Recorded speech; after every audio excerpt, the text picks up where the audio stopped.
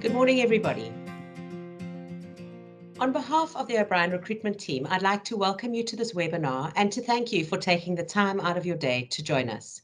For those of you that I have not yet met, my name is Lorna O'Brien. O'Brien Recruitment made its first placement in 1997, 24 years ago. And quite a few of the clients that we dealt with then are actually on the webinar joining us today.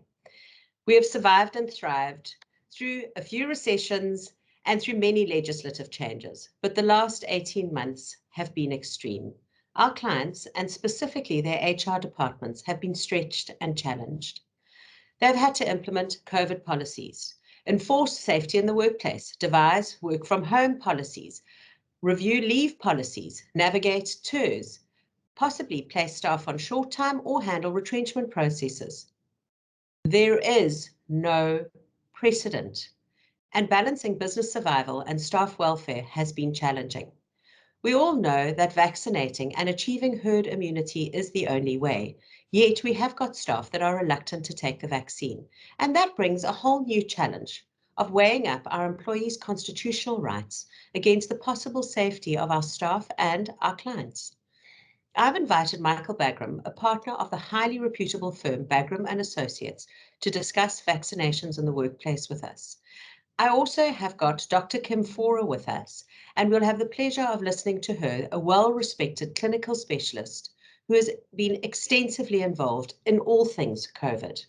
She is going to help us to debunk the myths of vaccinating and to answer questions you might need help that your staff might ask you. Please join me in welcoming Dr. Faure. Thank you, Lorna and team, for inviting me for today. I am going to talk a little bit about the vaccines. I'm going to cover the purpose of the vaccines and why they are important. I will share a little bit about what we've experienced in our own healthcare setting.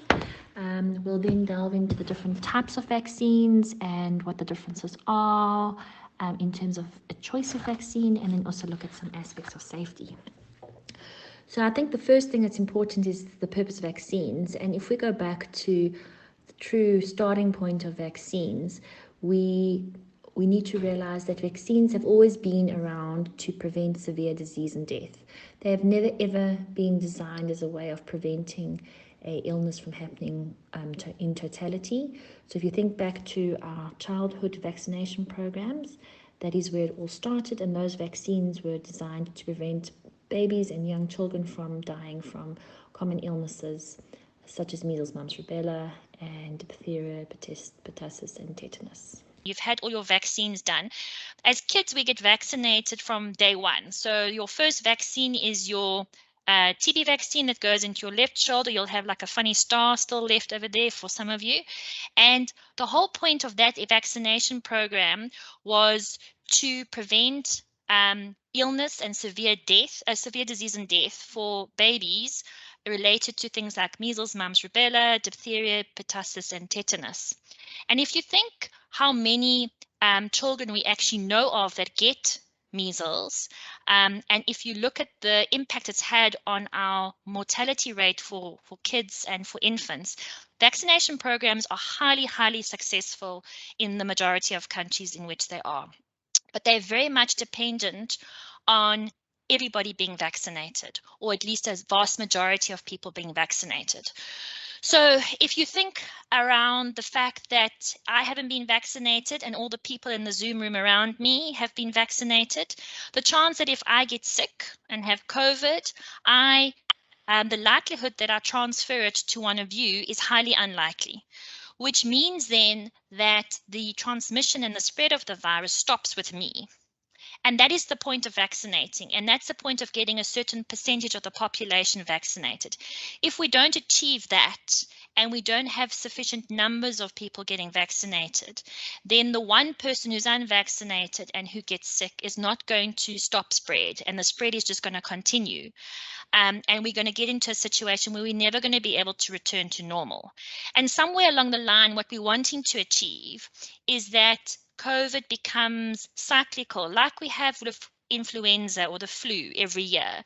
I don't know if many of you know, but every year we have 2 peaks of flu. And it's not as well reported as COVID is at the moment because everybody's got their focus on COVID. But every year we have 2 peaks of flu. It's normally December, January when people go overseas and they come back from the winter up in the north, or in our winter season in June, July. And we have deaths related to influenza every year, but the vast majority of those deaths have been significantly curtailed by the fact that the influenza vaccine is out there, and that's the flu vaccine, and also by the fact that there's a significant number of people who've had exposure to flu, and therefore they've built up some innate immunity, and therefore the spread doesn't happen as rampantly as we see it with COVID. What impact does vaccination have? And on Friday last week, the vaccination results from the Sisonke trial, which is the one for the healthcare workers with the J&J, was published. And they've got about 477,000 healthcare workers that they followed up. And just to let you know, we are reporting on a daily basis any impact of infections or admissions for our healthcare workers. We've got a daily report that goes through, and all the private sector and government sector hospitals have the same, that goes through to the Sisonke trial researchers, and they're analyzing this data. And they have shown that vaccination with the J&J in healthcare workers has reduced the death rate by 91%, 91 to 96% actually. It's protected them against death. And in fact, it's also reduced just general hospitalization and admission by 65 to 70%. So if I reflect that on what I've seen in my hospitals, we have 2/3 less of our staff going off sick this wave than we did in the prior 2 waves. And in terms of admissions and deaths, it is drastically reduced. You still have breakthrough infections. So a breakthrough infection happens. Now, not everybody's response to the vaccine is the same. We don't all build the same immunity against the vaccine. So a breakthrough infection can occur. It could be because of a variant that your body hasn't developed immunity to. So that's why the Delta variant has become so important. But we are still seeing that even with breakthrough infections, they are very mild. Vast majority do not need admission, and there's a less than 0.05% severe disease or death. If you compare that to the 2.3 to 3% of deaths that is being reported in unvaccinated, that is a significant reduction. There's always concerns around, on the J&J in particular, around these cases of these rare clotting disorders. And in that study for Sisonke, of those 477,000, they only had 2 cases of this rare clotting disorder. And if you look at the data from the US, which pools Pfizer as well as the AstraZeneca, and they've also got some Johnson & Johnson there, they've had 15 reported cases of this rare clotting disorder out of 8 million doses. And for the mathematicians out there, it's 0.12345 noughts and then a 18. So your chances of being hit by lightning or being eaten by a shark are probably higher than of you getting a rare thromboembolic disease.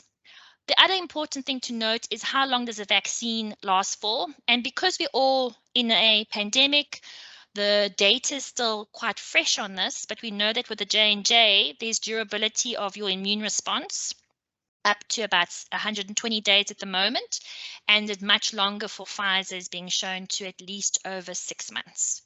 So that's kind of why we want to be vaccinated and the impact it's having. Now, to choose a vaccine, do you even need to consider the choices? And it's important to understand how the vaccines work, but that doesn't necessarily mean that one is more superior to the other. They have got different mechanisms. So the J&J and the AstraZeneca, they use a virus vector. So they use a chimpanzee adenovirus, which is something similar to what we have as the common cold, but they deactivate that virus. And in that, they put a little bit of a recipe or an mRNA of COVID that helps your body then develop or produce the spike protein.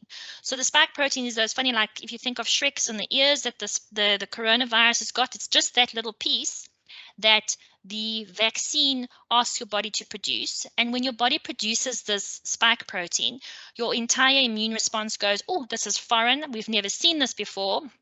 And you start to develop an immune response to it. Initially, you will have a bit of pain and fever, pain and swelling on the injection site, because that's where obviously the vaccine enters your body. And then after that, your other immune system starts to kick in, and you've got your cells that start to produce antibodies, and more importantly, you produce memory T cells. And the whole point of the vaccine is that you then, if you are exposed in the future to COVID, you already have the arsenal and the antibodies ready to be able to respond really quickly if they see COVID in your system. Your body mounts the immune response and develops a very active response to that infection almost immediately, which means you curtail how much virus is replicated, which means that you can hold the disease off. It becomes very mild. It's very unlikely that you get severe disease. The Pfizer vaccine, on the other hand, is slightly different technology. It's brand new technology. Well, actually, it's not brand new. We all think it's brand new, but actually it's been in development and trials and testing for 10 years already in the States. And that doesn't use a viral vector.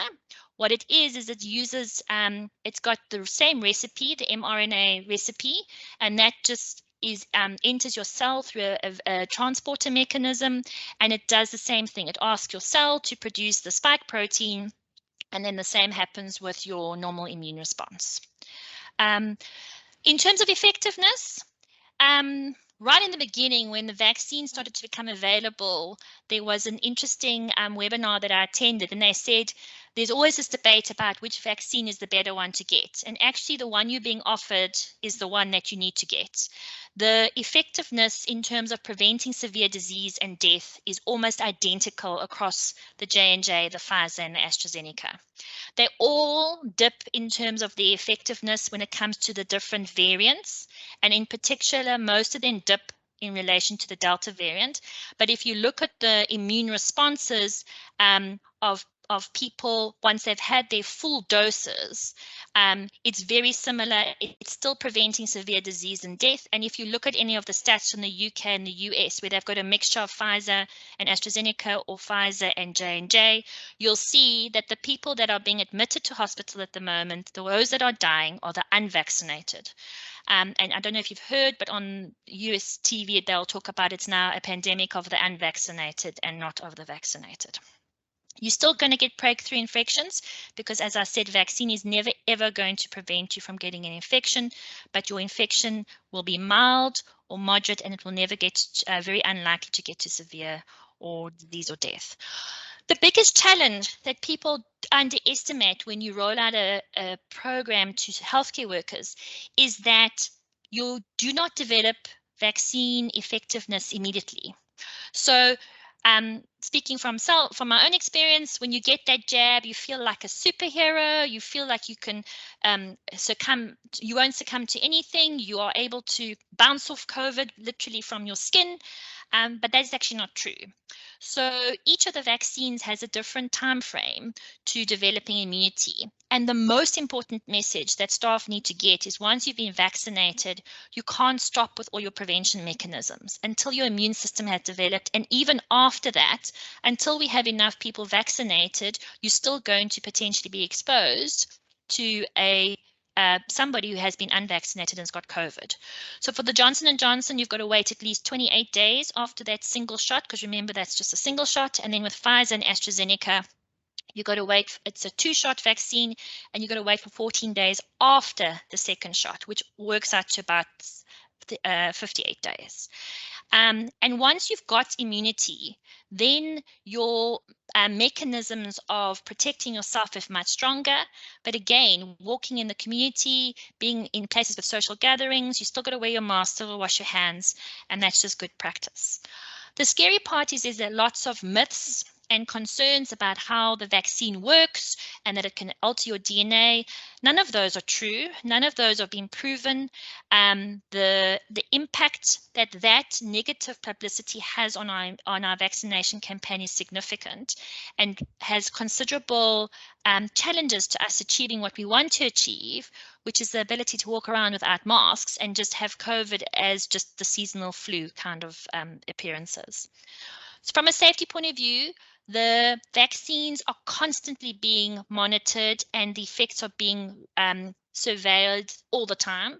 So the vaccine trials happened really quickly, but they happened quickly because we were in a pandemic. So instead of just having to recruit a few people and taking a long time recruit people to a vaccine trial, suddenly we had millions of people getting sick. So we could put millions of people onto, or hundreds of thousands of people at least, onto trials, and we were able to get through the phases of the trials really quickly. The regulatory bodies that authorize these vaccines were able to focus their attention on the vaccine to try and get those through, so they didn't spend less time or give less comprehensive reviews of the vaccine safety and effectiveness. They were working in parallel. They were working very closely with the researchers so that any new changes and safety alerts would be alerted. And that's why you saw with the Sisonke trial, it got stopped because there was that safety alert of the blood clots that stopped the trial for a certain amount of time until they could evaluate what the safety risk was and what the level of that risk was. And then they considered it safe to continue because those blood clotting disorders are very, very rare. So, and there's ongoing. We are still reporting on a continuous basis any vaccine-related side effects, any vaccine-related harm or allergies, or we haven't had any clotting issues in any of our vaccinated staff. So we constantly report, and that information is what was presented by the Sisonke trial, showing that less than 2% of people have some sort of a reaction or post-vaccination infection. I'm going to leave it there. I can't see the questions on the chat group, Lorna. I don't know if you want to just, yeah. Does anybody want to ask a question? Yes. Yeah, there we go. Sorry, Kim. One of the questions here is, why do you still have to wear a mask after being fully vaccinated? So there's multiple reasons. The first one is not everybody else around you is vaccinated. Okay, and everybody else who's unvaccinated potentially can transmit the disease, the COVID to you. But remember, vaccination doesn't prevent you from getting illness 100%. No vaccine in the world can do that. So there's still the chance that you could get COVID, although if you do get it, it will be mild or moderate. We will get to a point where we won't have to wear masks. You'll see in the US and the UK, they're starting to lift all those restrictions off. But right now in South Africa, because of our vaccination levels, we can't do that. We also don't know the impact of another variant. So your vaccine, you can't predict what the impact will be of a new variant on those that have been vaccinated and whether your immune response to the vaccine is going to cover that new variant. So whilst we still have variants in circulation and new ones coming up, because there's so many people still getting infected, we have to still continue to protect ourselves. Another question here from Norma is, how does the vaccine stop the spread of the virus? So it's that whole principle around the more people we have vaccinated, the more difficult it is for a virus to spread from an unvaccinated person who's got it. So think about it like a herd of sheep. If you've got 100 sheep and 100 of them have been unvaccinated, the likelihood that it spreads is really quick and very easy. But if you've got 90% of those sheep vaccinated and only 10% don't have the vaccine, the likelihood that they are going to be in contact with a vaccinated sheep is much more likely, and therefore you can't spread it. So the likelihood of you spreading is far lower the more people are vaccinated. So that's the principle. It's that what they called herd immunity, but it's actually not the right term because it's actually from animal health. They used herd immunity as a way of doing it. You can't get the virus from the vaccine. So as I explained, the virus, there is no virus that is injected into you when you have the vaccination. There's no actual viral particles. It's just the instructions to make that protein, that little spike protein. It's the instructions to your cell to make that. And that is what triggers your immune response, because that is the first thing that your body sees when you have a COVID infection is that funny spike protein, because that's what alerts your immune response to start being activated. And another question here from Richard is saying, can you get the virus either from Pfizer or J&J? No, so from neither of them, even though it uses a viral vector, you must remember measles, mumps, rubella, those are also viral vector vaccines. So it's using a mechanism to get into the cell. And the J&J and AstraZeneca uses a deactivated adenovirus vector that cannot cause any kind of disease in a human and won't cause any disease. It's not an actual live virus. And another question here, so vaccines must be recommended but not forced. Obviously, Michael's going to cover this now from a legal perspective, but from your perspective, Kim? So the more, it's a very difficult one. In a healthcare setting where we are constantly exposed from a high risk point of view to patients that have got COVID in mechanisms where they're going to spread the COVID quite easily because of the ventilation mechanisms, it's obviously ideal if we can have all our staff vaccinated to protect them and their families. And the more we're seeing what's going on, the more important it's becoming that our healthcare workers are protected by their families being vaccinated. So I think the principle needs to be the more we can get vaccinated, the safer we all can be, especially in our friends and our family communities as well. Great, thanks very much. I don't see any other questions there. If there are, please feel free. Oh, wait, one more's come through. Here we go. So Richard, once the body... They don't last. Yeah, so the antibodies, at the moment, the Johnson & Johnson vaccine from Sisonke trial has shown that your antibodies that you develop to the vaccine is lasting about 120 days. But that's just because the trial has only run for that long and they've only evaluated data for that long. The Pfizer vaccine has actually got more than 6 months worth of data to show you still have neutralizing antibodies for at least 6 months. But how long immunity will last for, we don't know. And how you will respond to the next variant, we also don't know. So we can't, unfortunately, predict it. So we might have to retake vaccinations, but at this point in time, we don't actually know that. From a South African point of view, we still need to get more people with their first doses before we can actually start thinking about boosters. Okay, that looks like that's everything. Oh, there's another one. So should one be revaccinated? That's same as the previous one. Okay. Kim, thank you very much. We really appreciate your time.